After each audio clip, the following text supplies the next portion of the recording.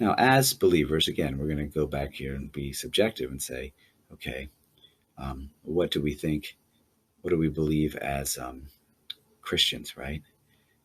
Well, the question Abel says we need to ask ourselves as Christians, is there a continuity between the Jesus we believe in and an actual historical Jesus, right? So do like our beliefs about Jesus, do they correspond and do they go along with what we can learn about Jesus using the historical critical method? The historical critical method and the information and conclusions we can come to about the historical Jesus, it shouldn't disagree with what we know about the Jesus of our faith, right? They should go together. Because again, it is very important for Christianity because we believe that God actually became man, right? We believe this is a real historical event. So from the perspective of a believer, someone who has faith in Jesus, right? We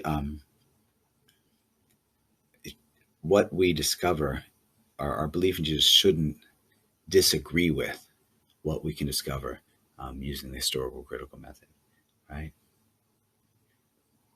So when we look at the Gospels, we say, well, what do they tell us? Well, again, kind of like what we looked at when we looked at the teachings from Vatican II, which said the Gospels have a historical character, right? They're of historical character. We do see that there is a kind of historicity, as the term says, as the term is used, in the belief. We actually see the belief of actual historical communities. So in the Gospels, we see the beliefs of the early Christians at the end of the first and the beginning of the second century. Okay, this is what we can see. That's actual people that actually believe that. Right? Now, that's not a historical biography, right? No one was sitting there taking detailed notes about everything Jesus was doing. No, what we have in the Gospels is what people believed about Jesus, right? 30 to 70 years, maybe even a little bit more, right? After he had been incarnate on earth. And again, these are historically reliable in a general sense because they included the experiences of the apostles and other eyewitnesses to the historical Jesus, right? The Gospels were written by people who knew the people who knew Jesus.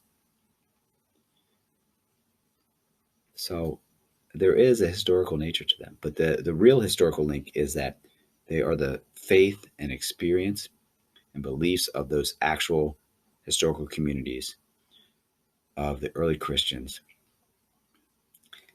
at the end of the first and beginning of the second century.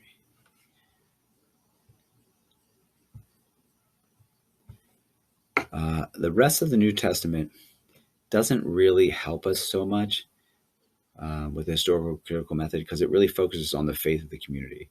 They're not even really trying to talk about the life and ministry of Jesus. They're talking about what it means to believe in Jesus. So if you read the letters of St. Paul, for example, he doesn't spend a lot of time on Jesus did this, Jesus did that, the life and ministry of Jesus.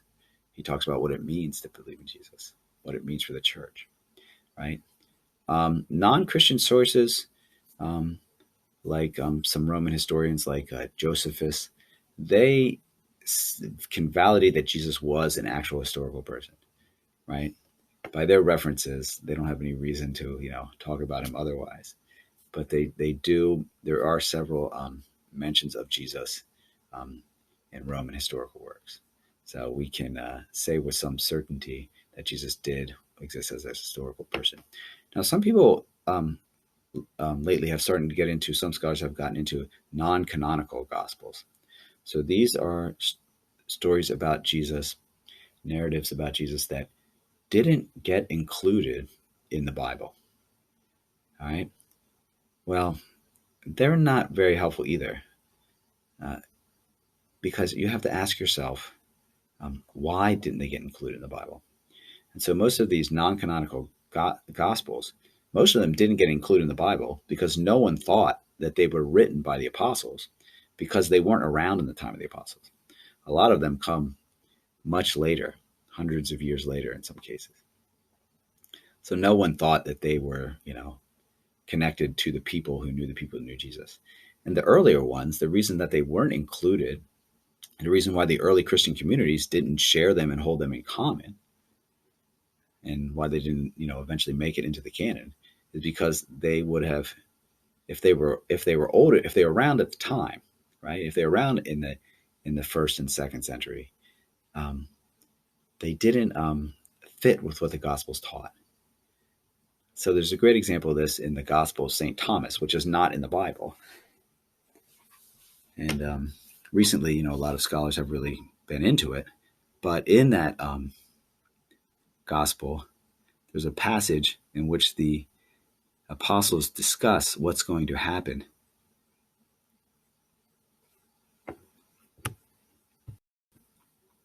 to Mary, who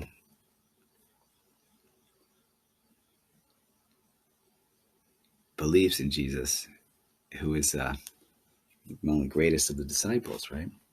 And they're discussing this because they say, how can they don't believe that a woman, a female spirit, can enter heaven, can go to be with God after death. And so Simon Peter, the apostle, asked Jesus about this. He says, "Let Mary go away from us, for women are not worthy of life." I'm quoting here from the Gospel of St. Thomas, which is not in the Bible for this reason. And Jesus said, "Lo, I shall lead her so that I may make her a male, that she too may become a living spirit resembling you males. For every woman who makes herself a male will enter the kingdom of heaven." So this idea that women have to be changed into men spiritually or somehow to enter the kingdom of heaven, this is not something that the apostles taught.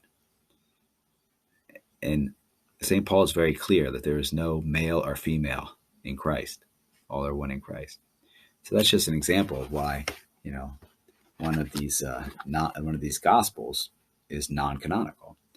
So what this demonstrates is, in this case, a Gnostic influence, which was a kind of a religious or spiritual tradition at the time. But it shows that there was a lot of different ways to understand Jesus. But since these ideas seem to be different from what the people who knew Jesus believed, they're not really helpful historically, right? Because our real historical link there is, in the Gospels, because they are written by the people who knew Jesus, right? They're written by those real communities who were led by the people who were close to Jesus. And it doesn't seem like someone close to Jesus in this case would say that, right? So really, it comes back to our main source for the historical, for a study of the historical Jesus would be the Gospels. The 4 Gospels that are in the Bible: Matthew, Mark, Luke, and John. Okay, so what are the techniques that we would use when we read the Bible to try to distinguish what would likely be an historical occurrence or something, that Jesus actually did or said, and what would be something maybe that is compositional, something that is in a way that the early Christian communities were expressing who Jesus was to them, right? Well, the biggest one is probably multiple attestations.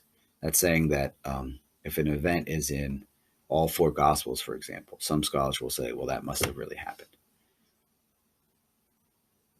Another one is embarrassment, and that's just like, why would you make that up? Like, if it's not something that you would make up, like there's no reason to put that in the text, then it must have been something that really happened, right? There's no reason to put that in the story.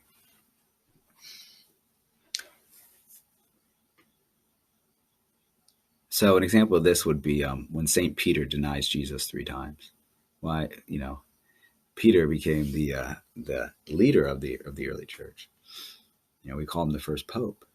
And so why would you make up a story about your leader just denying Jesus, saying he didn't know him 3 times? Why did anybody make that up? We look at that Elo, Elo, lama sabachthani passage. My God, why have you forsaken me? right? We can ask the question, yeah. We can ask that question. Why would they make up that Jesus said that if they believed he was God, right? Now, for being fair and critical, we might say, oh, well, one reason might be that they were showing he was the fulfillment of the Old Testament prophets through quoting that song. So I don't want to make that one too confusing. But there are many examples where scholars will point out things in the gospel that they think must have been an historical occurrence. They must have actually happened because no one would make them up. Now, there's a third method that is kind of controversial, and it's talking about some people think if there's a dissimilarity to the traditions of the time, which would be first and second century Judaism and the beliefs of the early church, then maybe that's in there because it really happened. Whereas other stuff might just be reflecting their experience of Jesus, right? Their beliefs about Jesus, a kind of compositional thing. This is kind of a controversial method, though, because we could expect Jesus, who was a Jew in the first century, right, to live a life that reflected those Jewish ideas. We'll see, Jesus seems to see himself as part of the line and possibly even the fulfillment of the Jewish prophets. So he would do things that were in line with Judaism, right? So again, that technique is kind of controversial.